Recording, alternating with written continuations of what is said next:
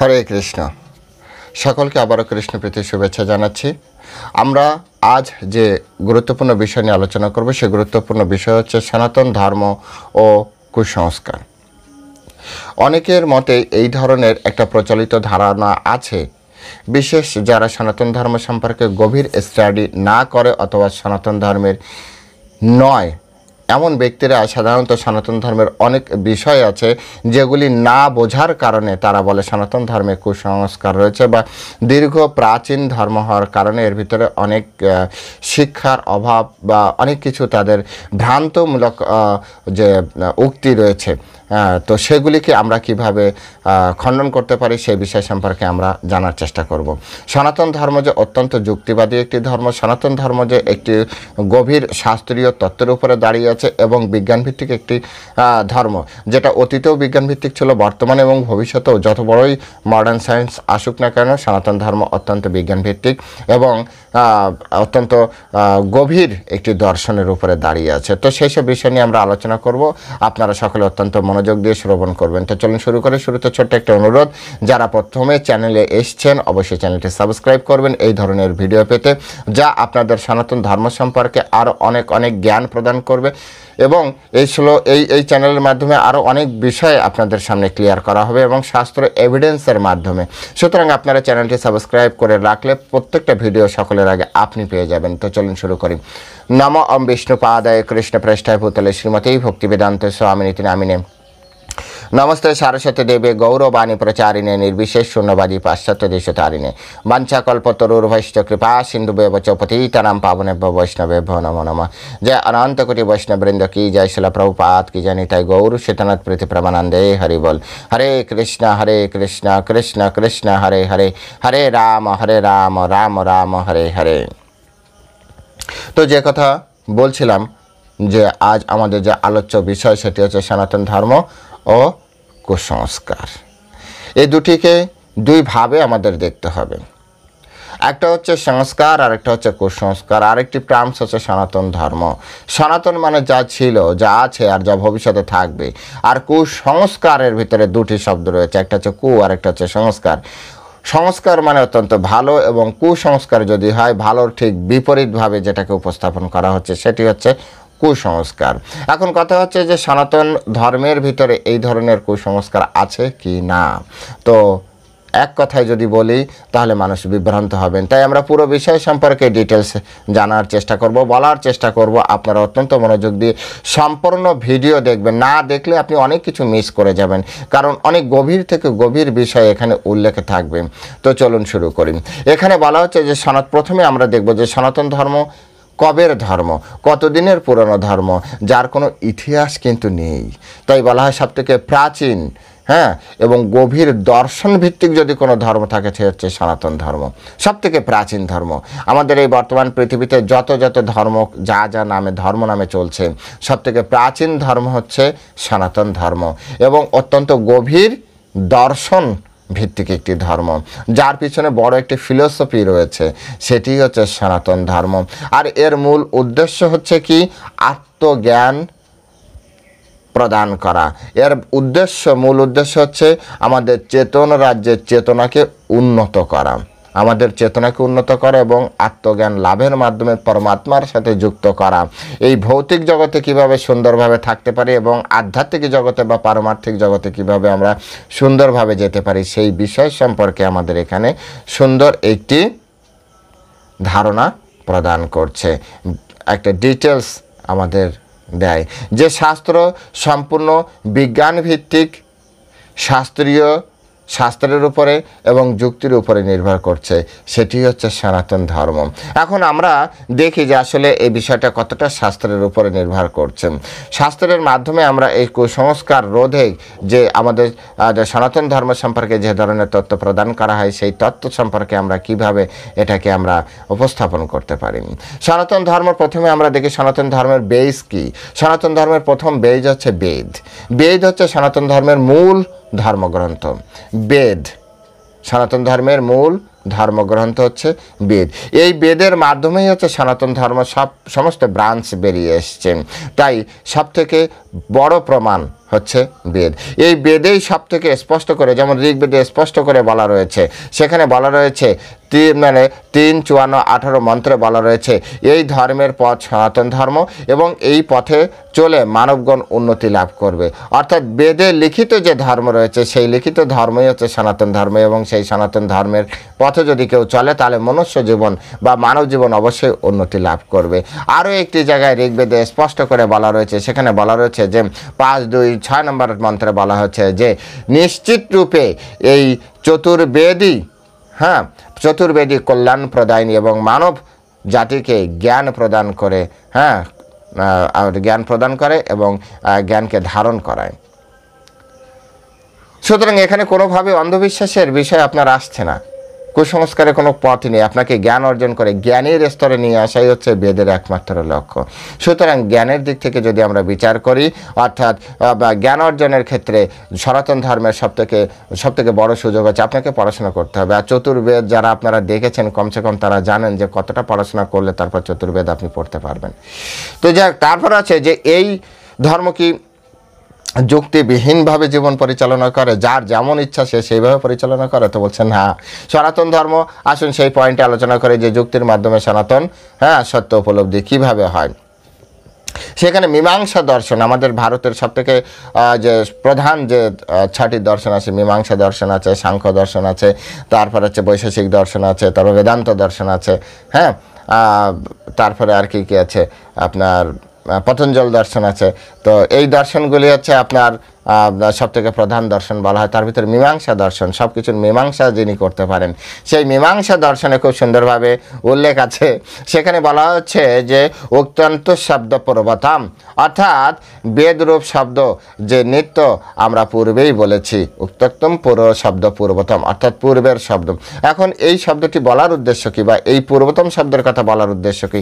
এখানে মীমাংসার মাধ্যমে আমরা জানতে পারি যে কখনো শ্রুতি আর স্মৃতি এই দুজনের ভিতরে যদি কখনো বিরোধ আসে তাহলে সেক্ষেত্রে মীমাংসা করে বলা হচ্ছে, দেখুন কত বড় লজিক, এখানে কোনো অন্ধবিশ্বাস বা অন্ধভক্তির কোনো জায়গাই নেই সনাতন ধর্মে। সেখানে বলছে না, শ্রুতিতে যা আছে সেটি হচ্ছে একমাত্র প্রমাণ হিসেবে দেওয়া হবে, শ্রুতি একমাত্র প্রধান প্রমাণ হবে।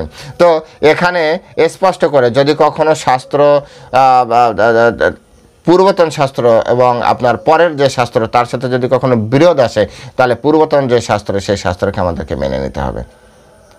অর্থাৎ শ্রুতিকে, বেদকে সবার আগে মেনে নিতে হবে। বেদের সাথে যুক্ত যে সকল ধর্মগ্রন্থ তাকে প্রামাণিক ধরতে হবে। বেদ থেকে যারা নূতন কোনো পদ বা মত দিচ্ছে তাদেরকে আমরা এই শাস্ত্রের আওতায় ধরবো না। এই প্রাসঙ্গিকটা এই বিষয়টি বলছি, সাধারণত বলা উচিত না, তারপরেও বলছি। বর্তমান সময়ে ইসকনের ভিতরে এক ধরনের ট্রেন্ড চলছে যে ঋত্বিকবাদ আর যে গুরু পরম্পরাবাদ। আমরা আছি গুরু পরম্পরাবাদ আর নূতন আর একটা ব্রাঞ্চ তৈরি করেছে, তো তারা বলছে এটা হচ্ছে ঋত্বিকবাদই প্রধান।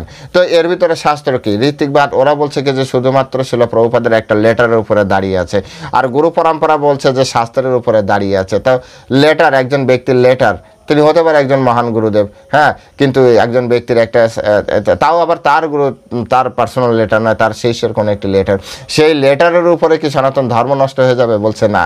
মীমাংসায় বলছে না, শ্রুতিতে যেটা রয়েছে সেটা হচ্ছে শ্রুতি হচ্ছে শ্রীমদ্ ভগবদ গীতায় বলেছে এবং পরম্পরা প্রাপ্ত ইমাম রাজর সহবিধি সকালে নেহ যোগ নষ্ট পরন্তপ, এবং পরম্পরা প্রাপ্ত ইমাম, অর্থাৎ পরম্পরার মাধ্যমে এই জ্ঞান শুধু প্রবাহিত হয়। এবং গুরুদেব কিভাবে নির্বাচন করতে হয় সেক্ষেত্রে ভগবদ গীতায় বলছে তদ্বিদ্ধি প্রণিপাতেন পরিপ্রশ্নন সেবায়া উপদীক্ষন্তিত জ্ঞানম জ্ঞানীন তত্ত্ব দর্শন, অর্থাৎ আপনি একজন লিভিং গুরুদেবের কাছে যান এবং লিভিং গুরুদেবের কাছে তদ্বিদ্ধি প্রণিপাত করে তাকে সেবা করেন। তদ্বিদ্ধি প্রণিপাত পরিপ্রশ্নন সেবায়া, পরিপ্রশ্ন তো পরে করবেন, আগে সেবা করুন, সেবার দ্বারা তাকে সন্তুষ্ট করার মাধ্যমে তাকে প্রশ্ন জিজ্ঞাসা করুন, তাহলে সেই তত্ত্বজ্ঞানী তত্ত্বদ্রষ্টা পুরুষ যদি আপনার প্রতি সন্তুষ্ট হয় তাহলে আপনার সেই প্রশ্নের উত্তর বা আপনাকে দীক্ষা প্রদান করতে পারে। তাহলে এখানেও একজন লিভিং গুরুদেবের কথা বলা হচ্ছে নাকি একজন যিনি অপ্রকট হয়েছেন তার কথা বলা হচ্ছে? তো শ্রুতি প্রমাণ বলছে যে না, গুরু পরম্পরাকে ঠিক রাখতে হবে, গুরুর শিষ্য গুরু হবে, তার শিষ্য এভাবে, অর্থাৎ গুরু শিষ্য এই গুরু শিষ্য পরম্পরায় হচ্ছে বৈদিক ট্র্যাডিশন, বৈদিক নিয়ম। তাই এখানে শ্রুতি প্রমাণ সবসময় জয়যুক্ত হবে। এছাড়াও ভগবদ গীতায় ভগবদ্গীতায় 16 অধ্যায়ের আপনার 24 নম্বর শ্লোক আমি একবার দেখেই আপনাদের শেয়ার করে বলছি। সেখানে স্পষ্ট করে যে বলা হচ্ছে, তস্মাৎ শাস্ত্রম প্রমাণন্তে কার্য ব্যবস্থিত গাতা শাস্ত্র বিধান উত্তম কর্তম কর্ম অবশ্যই। অর্থাৎ কর্তব্য এবং অকর্তব্য নির্ধারণে কখনো যদি মনে হয় কি করব কি করব না, ভালো করে বুঝুন টার্মসগুলো, কি করব কি করব না, কি খাবো কি খাবো না, কি কার কথা শুনবো কার কথা শুনবো না।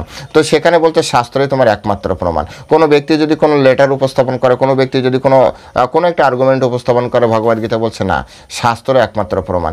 এখন কেউ যদি বলে যে না আমরা এই ধরনের তত্ত্ব ছিল যে শাস্ত্র লুপ্ত হয়ে গেছে, এটা কোনো প্রমাণ নেই। আমার কাছে দলিল ছিল, ওই জমির মালিক আমি, কিন্তু দলিল হারিয়ে ফেলেছি। আর এই দলিলের কথা ছাড়ুন না, যদি আপনার টিকিট কাটার পরে টিকিট হারিয়ে ফেলেন তো তারপরেও আপনার নামে ফাইন হবে। মানুষকে বোকা বানানোর সিস্টেম চালু করার থেকে ভালো হচ্ছে শাস্ত্রকে সুন্দরভাবে। নিজেদের ভিতরে কলহ কখন হচ্ছে, যারা শাস্ত্রকে অবমাননা করছে তাদের সম্পর্কে কি বলা হচ্ছে, সেখানে ভগবদ্গীতায় বলা হচ্ছে যে শাস্ত্রবিধিম উৎসৃজ্য বর্তেতে কাম কারত না সিদ্ধিম অবাপনতি না সুখম না পরাগতি। অর্থাৎ যে শাস্ত্রবিধি পরিত্যাগ করে কামাচারে বর্তমান থাকে সে সিদ্ধি লাভ করতে পারবে না, পরলাভ করতে। অর্থাৎ যারা শাস্ত্রকে ভায়োলেট করছে তাদের সাথে যদি কেউ যুক্ত হয় তারা জীবনে কখনো সিদ্ধি লাভ করতে পারবে না, এটা একেবারে 100% নিশ্চিত হয়ে যান। এই ঋত্বিকবাদের সাথে যুক্ত হলে তাদের কোনো সিদ্ধি প্রাপ্তি হওয়ার চান্স নেই, কারণ এটা ভগবদ্গীতার 16 অধ্যায়ের 23 নম্বর শ্লোকে যারা শাস্ত্রকে ভায়োলেট করছে। হ্যাঁ, কেউ এইরকম যুক্তি, এটা বাচ্চাদের যুক্তি যে আমি ওই জমির মালিক, তো ঠিক আছে দলিল দেখান, আমার দলিলটা হারিয়ে ফেলেছি, দলিল হারিয়ে গেছে, এটা কোনো কথা হলো? আমি টিকিট কেটে উঠেছিলাম, টিকিটটা হারিয়ে গিয়েছি, তো ঠিক আছে মোবাইলের মাধ্যমে কিছু দেখেন মেসেজ, না সেটাও নেই, তো প্রমাণ হবে কি করে? আপনি সত্য মিথ্যা এটা নির্ভর করবে কিভাবে? ভেবেই নিলাম যে আপনি সত্য, কিন্তু আরেকজন ব্যক্তি মিথ্যা বলছে, তাহলে তাকে ধরবে কিভাবে? শিলা প্রভুপাদ বারবার করে বলেছেন ডিভোটি শুড বি প্র্যাকটিক্যাল, বাস্তববাদী হতে হবে। আমরা একবার ক্লাসে শুনেছিলাম ইসকন আবেগে নয় আইনে চলে। ইমোশনাল ব্ল্যাকমেল করা বন্ধ করা উচিত, প্রাসঙ্গিক তাই বলছে, বিষয়টি বলা উচিত নয়, তারপরও। তো যাই হোক, শাস্ত্রই একমাত্র প্রমাণ। মীমাংসা দর্শনের মাধ্যমে এটি প্রমাণ হয় যে শাস্ত্রই একমাত্র প্রমাণ। শাস্ত্র বাদ দিয়ে অন্য কোনো প্রমাণ গ্রাহ্য নয়। অর্থাৎ আপনাকে এখানে যুক্তি এবং সত্য উপলব্ধির যে পথ, সেই পথে শাস্ত্রের উপরে এভিডেন্সিয়াল যে প্রুফ, সেটাকে আপনাকে উপস্থাপন করা হচ্ছে। এটা হচ্ছে সনাতন ধর্মের শিক্ষা। এখানে অন্ধবিশ্বাস বা আবেগের কোনো জায়গা নেই, সুতরাং এখানে কুসংস্কারের কোনো জায়গা দেখাই যাচ্ছে না। তারপরে তো এটা থেকে আমাদের শিক্ষা কি, যে সনাতন ধর্ম জ্ঞান এবং যুক্তির মাধ্যমে সত্যকে উপলব্ধি করতে সহযোগিতা করে। জ্ঞান এবং যুক্তির মাধ্যমে, শুধু যুক্তি দেবেন জ্ঞান থাকবে না, জ্ঞান দিবেন যুক্তি থাকবে না, এমন হবে না। জ্ঞান এবং যুক্তির মাধ্যমে সনাতন ধর্ম আমাদেরকে সহযোগিতা করে। সত্য বিষয়টি কি? তারপর আসছে কর্মফল এবং যুক্তি। কর্মফল এবং যুক্তির ভিতরে আমরা কিভাবে ব্যাখ্যা করতে পারি? এই জগতে কর্মফল যদি মেনে নেওয়া হয়, আমাদের সনাতন ধর্মে কি বলা হয়, যে একজন ব্যক্তি তার কর্মফল অনুযায়ী বারবার জন্ম মৃত্যু চক্রে আবর্তিত হচ্ছে। যতক্ষণ না তার কর্মফল শেষ না হচ্ছে, ক্ষয় না হচ্ছে, ততক্ষণ পর্যন্ত তার পরবর্তী শরীর ধারণ করতে হবে, একটার পর একটা শরীর ধারণ করতে হবে। যখন তার কর্মফল সম্পূর্ণরূপে লয় প্রাপ্ত হবে, শেষ প্রাপ্ত হবে, তখনই মাত্র শুধু সে এই জগৎ থেকে তার ভগবত ধাম, তার অরিজিনাল বাড়িতে যেতে পারবে। তো এই যে কর্মফলের যে শিক্ষা, এই শিক্ষা অনেকে বুঝে উঠতে পারে না, বলে এটা কুসংস্কার। একজন মানুষ বারবার জন্মগ্রহণ করবে নাকি? এটা কুসংস্কার নয়, বরঞ্চ কুসংস্কার রোধে বা অন্ধবিশ্বাস রোধে যারা শুধুমাত্র ভাগ্যের দোহাই দিয়ে যা ইচ্ছা তাই করছে, এটা ঠিক নয়। পূর্ব জীবনের কর্মের ফলে আপনার ভাগ্য নিয়ন্ত্রিত হয়। আপনি এই জীবনে ভালো কর্ম করুন যাতে আপনার পরবর্তী জীবনে ভাগ্য ভালো তৈরি হয়। আপনার কর্মের উপরে আপনার ভাগ্য তৈরি হচ্ছে না, আপনার শুধুমাত্র ভাগ্য। আপনি অন্ধর মতো, অন্ধবিশ্বাসের জায়গায় এখানে নেই, কুসংস্কারের কোনো জায়গাই নেই। তাই সবার আগে এই বিষয়গুলো আমাদের দেখতে হবে যে কুসংস্কার দূরীকরণের সনাতন ধর্মের ভূমিকা কতটা। আপনি এই জীবনে অনেক ভালো ভালো কাজ করেন, পরের জীবনে যাতে আপনি সুন্দরভাবে জীবনযাপন করতে পারেন। এমন কর্ম করুন যাতে আপনার পরবর্তীতে জন্মই না হয়, আপনার জন্ম মৃত্যুর চক্র শেষ হয়ে যায়। তো কর্মের উপরে নির্ভর করার কথা বলা হচ্ছে, নাকি শুধুমাত্র ভাগ্যের দোহাই দিয়ে আপনি যা ইচ্ছা তাই করবেন, যেমন ইচ্ছা তেমন থাকবেন? না, এটি সম্ভব নয়। আপনাকে আপনার কর্ম, শাস্ত্রোক্ত কর্ম, এবং সেই কি কর্ম কি? নিয়তম কুরু কর্ম। এই যে নিয়তম, নিয়তম মানে হচ্ছে নিত্যকর্ম, শাস্ত্রোক্ত কর্ম। কর্ম মানে আবার যেমন তেমন কর্ম ব্যাপারে ভাবা কিন্তু উচিত নয়। কর্ম যখনই ধরবেন তখন কতগুলো টার্মস আপনাকে রাখতে হবে। যেমন যজ্ঞ অর্থাৎ কর্ম নয়, যজ্ঞের নিমিত্ত কর্ম করুন।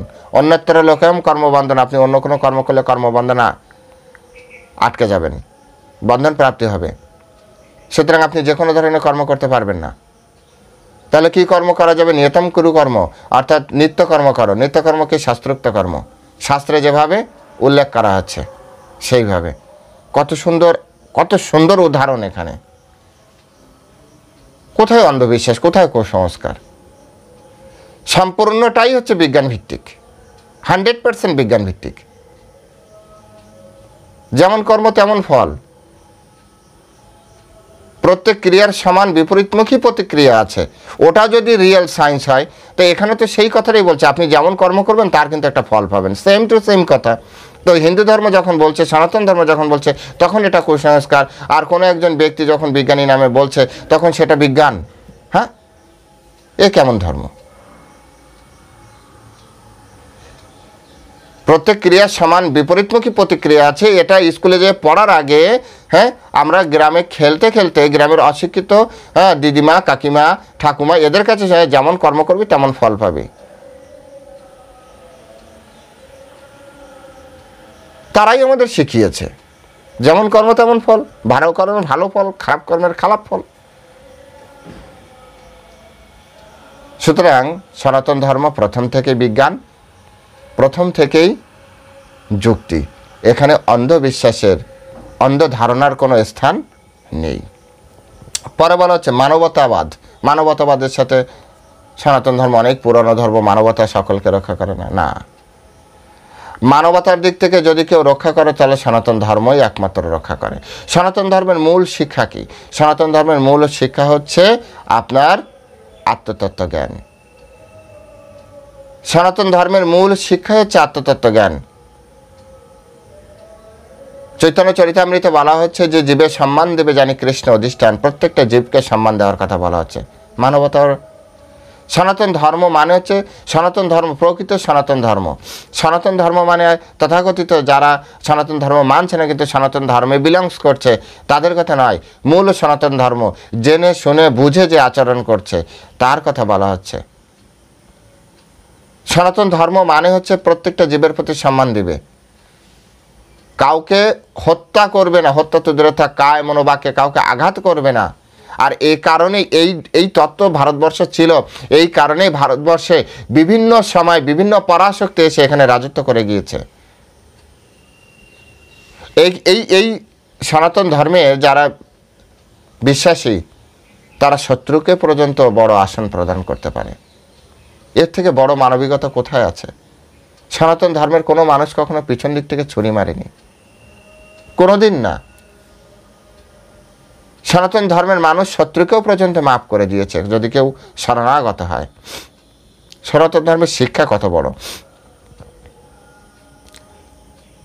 সনাতন ধর্মের কাছে কোনো মানুষই বড় বা ছোট নেই, সবাই সমান। ভগবদ গীতায় সে বিষয়ে সুন্দর একটি শ্লোক আছে। বিদ্যা বিনয় সম্পন্নে ব্রাহ্মণে হস্তি, বিদ্যা বিনয় সম্পন্নে ব্রাহ্মণে গবিহস্তিনী শুনিচৈব সপাকে চ পণ্ডিতা সমদর্শনা। অর্থাৎ বিদ্যা বিনয় সম্পন্ন পণ্ডিতের কাছে, একজন যথার্থ পণ্ডিতের কাছে বিদ্যা বিনয় সম্পন্ন ব্রাহ্মণ, গাভী, হস্তি, কুকুর, চণ্ডাল এরা সবাই সমান। কত বড় তত্ত্ব! তো যথার্থ মানবতা যদি বলেন তাহলে সনাতন ধর্মের মাধ্যমে আছে। সকলের প্রতি সমান দৃষ্টি রয়েছে, কাউকে ভেদ করে না, কাউকে ভেদ নেই। বলবেন যে যে দলিত প্রথা, দলিত শব্দ আমাদের সনাতন ধর্মে নেই তো। দলিত প্রথা, দলিত শব্দটাই আমাদের নেই। আমাদের এখানে বর্ণ প্রথা রয়েছে, 4টা বর্ণ রয়েছে। 4টা বর্ণ গুণকর্ম বিভাগ আছে। গুণ এবং কর্মের দ্বারা যে যে গুণ, ধরুন একজন ব্যক্তি রিক্সা চালায়, তাকে কি বলবেন? রিক্সা চালক। রিক্সা চালকের সন্তান পড়াশোনা করে ডাক্তার হয়েছে, তাকে কি বলবেন? ডাক্তার। ডাক্তারের ছেলে পড়াশোনা করে পাইলট হয়েছে, তাকে কি বলবেন? পাইলট। নাকি তাকে রিক্সা চালক বলবেন? তার গুণ আর তার কর্ম যা, তাকে তো আপনি তাই বলবেন। ঠিক একইভাবে একজন ব্যক্তি ধর্ম নিয়েই তার জীবন পরিচালনা করছে, এই জড়জগতিক অর্থবিত্তের প্রতি তার অত বেশি লোভ লালসা নেই, এই জড়জগৎকে ভোগ করার প্রতি তার অত আকাঙ্ক্ষা বা বাসনা নেই, তাহলে তাকে তো ব্রাহ্মণ বলতেই হবে।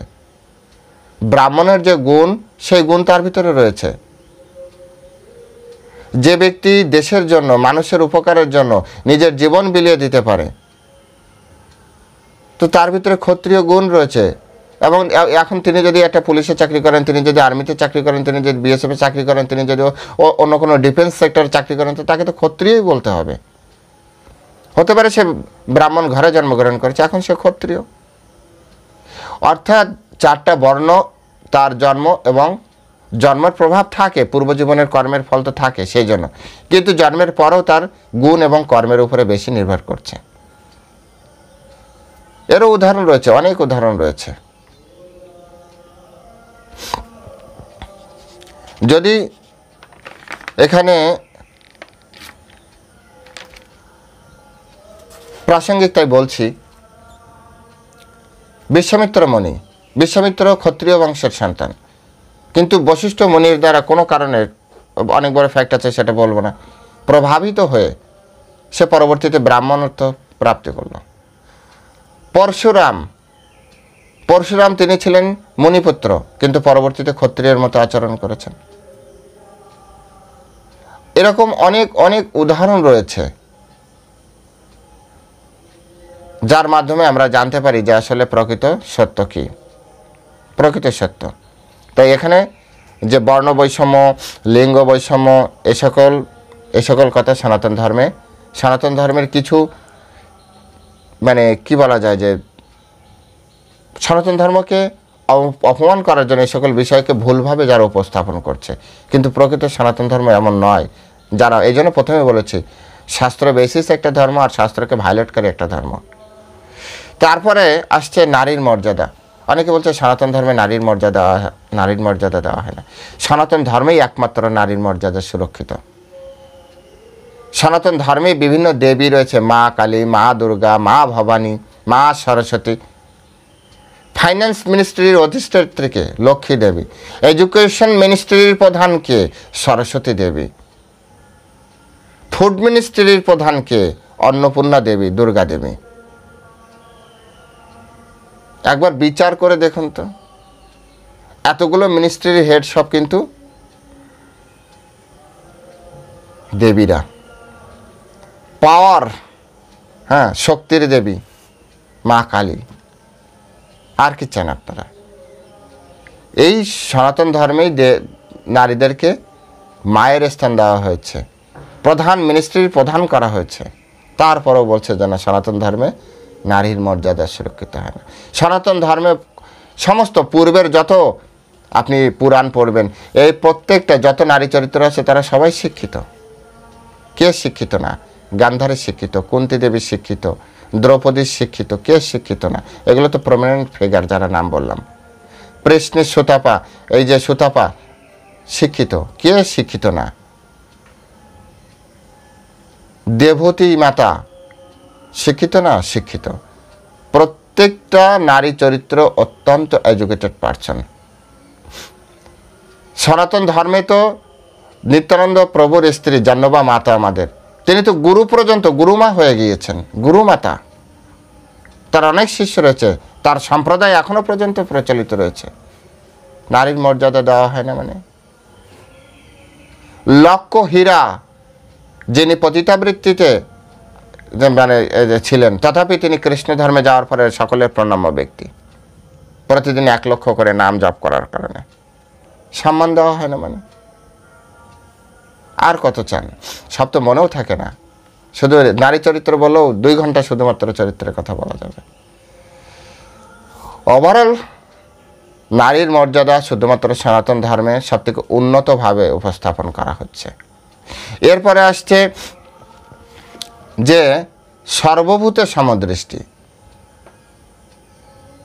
আগে তো বলেছি মানবতার কথা, এখন সর্বভূতে, সমস্ত জীবের প্রতি সমদৃষ্টি রয়েছে একমাত্র সনাতন ধর্মে। আর সেটা আমরা এখন হাড়ে হাড়ে বুঝতে পারছি। একটা মশা পর্যন্ত মারা যাবে না, একটা মাছি পর্যন্ত মারা যাবে না, একটা পিঁপড়া যাতে আপনার পায়ের তলে পড়ে না মরে সেটা আপনার খেয়াল রাখতে হবে, কারণ রাস্তাটা শুধু আপনার না, পিঁপড়ারও। যদি আপনার দ্বারা পিঁপড়াকে মারার অধিকার থাকে, তাহলে আপনি যদি রাস্তায় গাড়ি চাপা পড়েন, তাহলে গাড়ি চালকেরও কোনো দোষ নেই। আপনার এই শরীরকে আপনি ঠিকভাবে চালনা করতে পারছেন, আপনি পিঁপড়ার গার উপরে পা তুলে দিয়েছেন বা আপনার শরীর গাড়ি তুলে দিয়েছেন, ঠিক তেমনি আরেকজন গাড়ি আপনার, আরেকজনের একটা গাড়ি আপনার গায়ের উপর তুলে দিয়েছে, বিচার কেন হবে? বিচার হলে সকলের সমান হবে। এটাকে বলা হয় সনাতন ধর্মের শিক্ষা।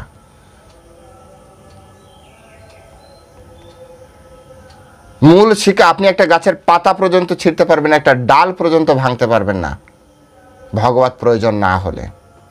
ভগবত প্রয়োজন না হলে নিজের প্রয়োজন এটা আপনি করতে পারবেন না। প্রত্যেকটা গাছের প্রতি সময়, তাহলে দেখুন তো এই পৃথিবীতে এত গাছ আর কাটা হতো না, গ্লোবাল ওয়ার্মিং হতো না। প্রত্যেকটা জীবের প্রতি সম্মান শুধুমাত্র এই সনাতন ধর্মে শেখায়। সনাতন ধর্ম কোনো কুসংস্কার না। আর এর মাধ্যমে কি হয়? সমাজে শান্তি শৃঙ্খলা বজায় থাকে, প্রত্যেকটা জীবের প্রতি সম্মান প্রদানের একটা বিষয় থাকে, প্রত্যেকটা জীবের প্রতি। তারপরে আসছে জ্ঞান এবং বুদ্ধির গুরুত্ব। সনাতন ধর্ম জ্ঞান এবং বুদ্ধির উপরে গুরুত্ব দেয়। সনাতন ধর্মে সবসময় বলা হচ্ছে আপনি শিখুন, আপনি শিখুন, আপনি পড়াশোনা করুন। সনাতন ধর্মের মতো এত গ্রন্থ অন্য কোনো ধর্মে আছে বলে আমার জানা নেই, আপনাদের থাকলে কমেন্ট সেকশনে লিখবেন। 4টা বেদ, 108টা উপনিষদ, 54টা পুরাণ, রামায়ণ। রামায়ণ তো রয়েছে যতটা জানে, প্রায় অনেক রামায়ণ রয়েছে, অথেন্টিক রামায়ণ। তারপরে হচ্ছে মহাভারত, বেদান্ত সূত্র, স্বরদর্শন, আরও কত রয়েছে তা তো আমার জানাই নেই। ও সংহিতা রয়েছে, কত সংহিতা রয়েছে তাও আমার জানা নেই। স্মৃতি রয়েছে অনেকগুলো। এত এত শাস্ত্র গ্রন্থ, তন্ত্রশাস্ত্র।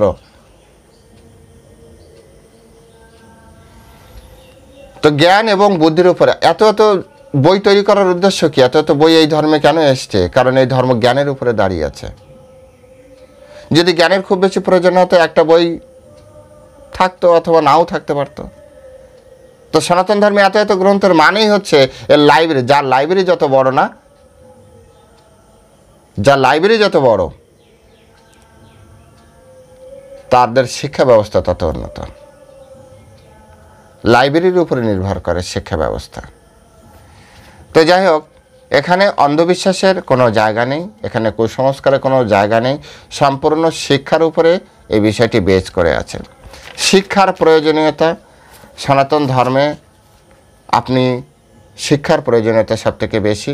এখানে সকল বেদ পাঠ, শাস্ত্র অধ্যয়ন, গীতা পাঠ, আমরা তো সবসময়, শিল প্রভুপাদ তো নিজেই বলে গেছে প্রতিদিন মিনিমাম 2 ঘন্টা পড়তে হবে। শিক্ষার গুরুত্ব বেশি। যদি লেখাপড়া না শেখেন তাহলেই আপনার অন্ধ কুসংস্কার, অন্ধবিশ্বাস এগুলো চলে আসবে। সুতরাং শিক্ষার গুরুত্ব সনাতন ধর্মে সব থেকে বেশি দেওয়া হয়। আর এই কারণে সনাতন ধর্মের মানুষ পড়তে যারা না চায়, তারাই সনাতন ধর্মে থেকে সনাতন ধর্মকে কুসংস্কার বলছে। এবং মূল শিক্ষার দিকে এদেরকে ফিরিয়ে নিয়ে আসার একটা চেষ্টা করা হয়। অনেকে আছে শাস্ত্র বিচার না করে অনেক কিছু আচরণ করে। অনেক সময় শাস্ত্র না জানার কারণে তার আচরণে ভুল ভ্রান্তি থাকে, আর এর ফলে বিপরীত সৃষ্টি হয়, বিপরীত আচরণ সৃষ্টি হয়, যেটাকে কুসংস্কার নামে পরবর্তীতে চালানো হয়। তো মূল শিক্ষা প্রদানের মাধ্যমে কি হচ্ছে? মানুষকে শাস্ত্রের দিকে, মূল ধর্মের দিকে টেনে নিয়ে আসা হচ্ছে। এটা অত্যন্ত গুরুত্বপূর্ণ একটা বিষয়। শাস্ত্র এভিডেন্স থাকলে মানুষ ভুল পথে পরিচালিত হতে পারে না। তাই সনাতন ধর্ম শাস্ত্র অনুযায়ী যারা চলে, সনাতন ধর্ম শাস্ত্র মেনে যারা চলে, তাদের ভিতরে কুসংস্কার বা অন্ধবিশ্বাসের জায়গা নেই। তারপরে আমরা আলোচনা করতে পারি যে প্রচলিত কুসংস্কারগুলো, যেমন যৌতুক প্রথা। যৌতুক প্রথা হচ্ছে, আগে আপনার হচ্ছে স্ত্রীধন নামে একটা পন্থা চালু আছে।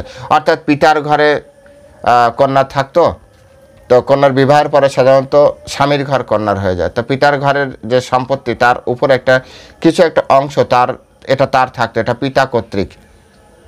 যাওয়ার সময় পিতা তাকে প্রদান করত, যেহেতু সে আর এই ঘরের উপরে কোনো দায় দায়িত্ব সে ছেড়ে দিয়েছে। কিন্তু যৌতুক প্রথা ভিন্ন প্রথা, যে আমাকে এত টাকা দিতে হবে তারপরে আমি কন্যা বিবাহ করব, এটা নয়। ওটা পিতার উপর নির্ভর করছে, পিতার স্ট্যাটাসের উপর নির্ভর করছে যে স্ত্রীধন কতটা হবে। সুতরাং এখানে যৌতুক প্রথা আর স্ত্রীধনের ভিতরে পার্থক্য আছে। সতীদাহ প্রথা সম্পর্কে আমরা মহাভারতে দেখতে পাই, তার পূর্ব রয়েছে সতীদাহ প্রথা। সতীদাহ প্রথা অত্যন্ত মানে কি বলা যায়, যে অত্যন্ত ডেডিকেটেড যারা রয়েছে, ধার্মিক যারা রয়েছে, ঠিক আছে, তারাই শুধুমাত্র সতীদাহ প্রথার সাথে যুক্ত হতে পারে। সতীদাহ প্রথা, সতী তার স্বামীর সাথে সহমরণে যায়, কিন্তু মজার বিষয় হচ্ছে ওটা এমন একটি পর্যায়, যে পর্যায়ে স্ত্রীর দেহ তো নষ্ট হয়, কিন্তু স্ত্রী কখনো আগুনের তাপ সহ্য করতে পারে না, মানে তাপ প্রাপ্তি করে না। ভালো করে বুঝতে হবে, বলে এটা কিভাবে সম্ভব, এটাই হচ্ছে কুসংস্কার, এটাই হচ্ছে না। তপস্যার মাধ্যমে এগুলি সম্ভব, তপস্যার মাধ্যমে এগুলি সম্ভব। যেমন গুরু দ্রোণাচার্যকে অশ্বত্থামা হত্যা করেছিল, গুরু দ্রোণাচার্য তার আগেই তার শরীর থেকে আত্মা বের করে নিয়েছিল। দধিচি মুনি তার করেছিল, বুকের অস্থি দান করেছিল ইন্দ্রদেবকে। কিভাবে দান করেছিল? নিজে বসেই যোগ বলে তার আত্মাকে সে শরীর থেকে বের করে নিয়েছে। ঠিক তেমনি সহমরণে শুধুমাত্র সেই সকল স্ত্রীরা যেতে পারে যারা ওই ধরনের তপস্বী, যারা স্বামীর সাথে সহমরণে তো যাচ্ছে, চিতার উপরে বসার পরে তিনি যোগ বলে, যার এই ধরনের সাধনা রয়েছে, যোগ সাধনা রয়েছে, যোগ বলে, তিনি ওখানে বসে তো থাকবেন, কিন্তু তিনি তার আত্মাকে শরীর থেকে সেপারেট করতে পারবেন। যদি কারো ভিতরে এই ধরনের শক্তি না থাকে তাহলে তিনি সহমরণে যেতে পারেন না। তার লাগে এই যে সতীদাহ, এইটা তার দ্বারা সম্ভব না। সুতরাং তথাকথিত এই মধ্যযুগীয় যে সতীদাহ প্রথা যেটা চলেছিল, যেটা আপনার বিভিন্ন সমাজ সংস্কাররা বিরোধ করেছিল, এই বিরোধ ঠিক আছে, কিন্তু সতীদাহ প্রথাটা আমাদেরকে ভালো করে বুঝতে হবে। সতীদাহ প্রথা ছিল, স্বামী ছাড়া স্ত্রী থাকবে কি করে? কিন্তু সেই স্ত্রী যেতে পারে যে স্ত্রীর সেই ধরনের ক্ষমতা আছে, তার স্বামীর আত্মার সাথে তার লোকে যেতে পারে, যে ক্ষমতা আছে, ক্ষমতাবান ব্যক্তি। তো এখানে কুসংস্কার বা অন্ধবিশ্বাসের কোনো বিষয় নেই। ভুলভাবে জানার কারণে ভুলভাবে উপস্থাপন করা হচ্ছে, সঠিকভাবে জানুন। সতীদাহ প্রথায় অনেকে কুন্তির যেটা মাদ্রি নাম করে, পাণ্ডুর স্ত্রী, দ্বিতীয় স্ত্রী, তিনি সতীদাহ প্রথা গিয়েছিলেন, চিৎকার করেনি তো, আবার তাদের মৃতদেহের সাথে তাদেরকে বেঁধেও দেওয়া হয়নি, তারা স্বেচ্ছায়। কিছু সংস্কার আছে, সেই সংস্কার অনুযায়ী পড়বেন ওটা ভালো করে, যে ওই সময় তার মানে ওই চিতায় ওঠার আগে তার কি কাজ করতে হয়। সে স্বেচ্ছায় চিতায় যেয়ে বসে, স্বেচ্ছায়, কেউ তাকে জোর করবে না। এবং বসার পরে তার স্বামীর মাথা তার কোলের উপরে রাখে, কোলে রাখার পরে তিনি যোগ সাধনা, আগুন দেওয়ার আগে যোগ সাধনার মাধ্যমে তার আত্মাকে সেপারেট করে তার স্বামীর সাথে যাত্রা শুরু করে। এটা অনেক বড় একটা প্রসেস এবং দীর্ঘদিনের তপস্যার প্রসেস, কোনো সাধারণ ব্যক্তির জন্য এটা সম্ভব না। সুতরাং সতীদাহ প্রথার তৎকালীন সময় যেটা হচ্ছিল, মানে আমাদের ঠিক ইংরেজ বা তার কিছু আগে যেটা সতীদাহ প্রথা, সেটা ঠিক নয়। কিন্তু অরিজিনাল সতীদাহ প্রথা এটা অবশ্যই কোনো স্ত্রী যদি সেই ধরনের হয় তাহলে অবশ্যই সে করতে পারে। গান্ধারী সতীদাহ প্রথার অন্তর্ভুক্ত হয়েছিল। গান্ধারী যখন ধৃতরাষ্ট্র যখন নিজের যোগাগ্নিতে, দেখুন কেউ আগুন দেয়নি, ধৃতরাষ্ট্রকে কেউ কিন্তু আগুন দেয়নি, জানেন তো, বসে আমাদের পেটের ভিতরে জঠর অগ্নিটা আছে, ঠিক আছে, নিজের সেই অগ্নি নিজে প্রজ্বলিত করেছে।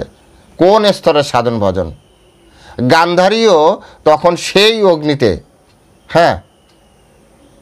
নিজে প্রবেশ করেছে। তপস্যার জোর এরকম না, ওরে বাবা তাপ লাগছে এরকম না, জাস্ট এখান থেকে যেতে হবে, আগুন নামক পদ্ধতির মাধ্যমে শরীরটাকে এখানে বিনষ্ট করতে হবে। তাপ লাগবে না, যন্ত্রণা হবে না, কারণ এটা যোগ সাধনার মাধ্যমে। বলেন প্রভু আপনি বুঝতে পারছেন, আপনি আরে দ্রৌপদী কিভাবে উঠে এসেছে? দ্রৌপদী তো ইসের থেকে, আগুন থেকে উঠে এসেছে, তাপ লাগলে তো ওখান থেকে ওঠার তো দূরে থাকো, ওখানেই তো পুড়ে মরে যেত। দৃষ্টদ্যুম্ন অগ্নিকুণ্ড থেকে উঠে এসেছে, দ্রৌপদী অগ্নিকুণ্ড থেকে উঠে এসেছে, সব অগ্নি তাপ দিবে না আপনাকে। ভালো করে বোঝার চেষ্টা করুন, যে অগ্নি তাপ দেওয়ার সে অগ্নি সতীদাহ প্রথার জন্য নয়। এনিহাও বোঝার চেষ্টা করলে ভালো। এক কথা উপসংহারে আমরা বলতে পারি, সবার শেষে আমাদের যে অনুরোধ সেটা হচ্ছে সনাতন ধর্ম 100% লজিক্যাল, 100% সায়েন্টিফিক এবং রিলায়েবল একটি ধর্ম। হরে কৃষ্ণ, সকলে ভালো থাকবেন। জয় শিলা প্রভুপাদ কি জয়।